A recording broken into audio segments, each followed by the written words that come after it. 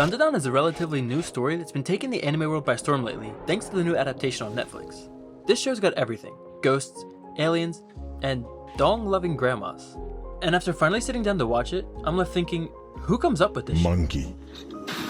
I'm Saru, and today we're going to be talking about how a story as weird as this gets created.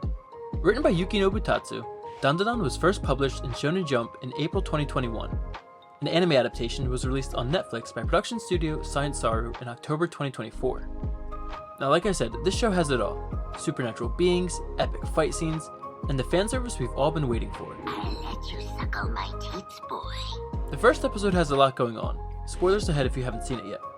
The two main characters, Momo and Okurun, encounter aliens called the Alien Serpo, and a ghost called Turbo Granny, both of which are very perverted. The aliens want to take Momo's reproductive organs, also known as bananas, and Turbo Granny wants Okurun's dong. After watching that one scene, If you let me gobble your dong. I kept thinking, what am I watching? Well, in recent interviews, mangaka Yukinobu Tatsu discusses how the story came to be. When he was a kid, Yukinobu was interested in Gakko no Kaidan, or school ghost stories. He thought it'd be interesting to create an occult story where aliens bump into yokai. He also wanted to write a story where a girl was the main character. He thought an interesting concept would be to have a girl as the protagonist in a boys' manga, as it would lead to conflicts changing in many ways and patterns. After many failed attempts to get a story like this serialized, he decided to have a boy next to her. There was a lot that inspired Tatsu, but a big chunk of it actually comes from the 80s. The 80s was a time period Tatsu was very fond of, claiming that people were more energetic. He really wanted his readers to feel that energetic feeling, laughing and enjoying themselves.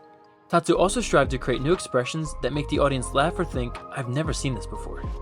Something he specifically loved about the 80s was the anime. He was very excited by the fact that most anime back then were created by people in their 20s with nothing but enthusiasm. A notable PC reference was Akira. It wasn't just the enthusiasm put into Akira that Tatsu was inspired by, but also the detail in the work. In stories like Akira and Berserk, Tatsu drew so much inspiration from creating detailed backgrounds for his stories. I can see why he would draw inspiration from these stories, as Berserk has some of the most detailed manga panels out there. Now, Tatsu believed that the right backgrounds would help elevate fight scenes. That was something he learned from manga like Lampo by Tetsuro Ueyama. He noticed that mixing powerful and flashy fights with delicate, well-drawn backgrounds would help the fight stand out more to the viewer. Now, it's no doubt that Yukinobu Tatsu is a talented artist, with incredible detail on every page. I noticed his artistic skills, but I was curious about the creativity. How did he come up with the designs for his aliens and yokai? As it turns out, two of his biggest inspirations for the yokai came from Ultraman and the works of Junji Ito. For Ultraman, it was the rawness and creepiness of the designs that inspired him. Junji Ito's creepy artwork also inspired Tatsu, but that wasn't all. It was the creepiness of the drawings and the funny scenes. It made him think that scary and funny could actually go hand in hand.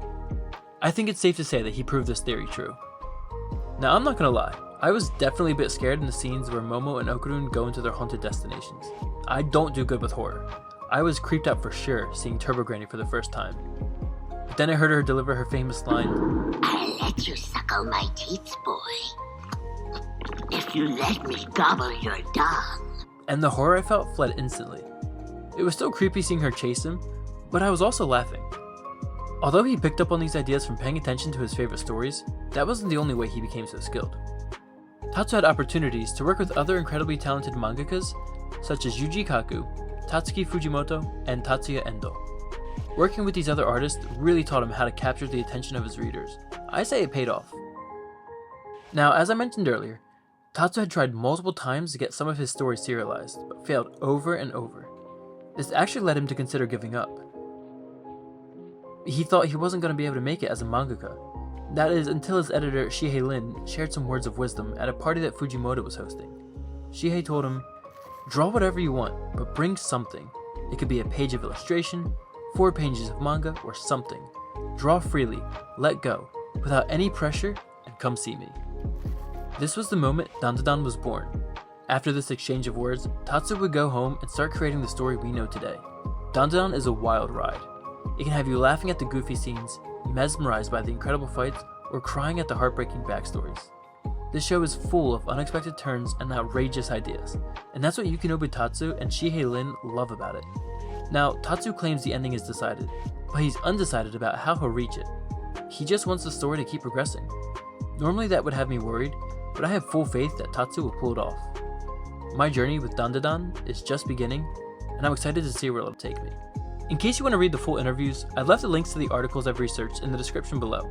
I highly recommend reading them as they're pretty fun and packed with a lot of information. But anyway, that's going to do it for today's video. Thanks for watching, and don't forget to like and subscribe. I'll see y'all later.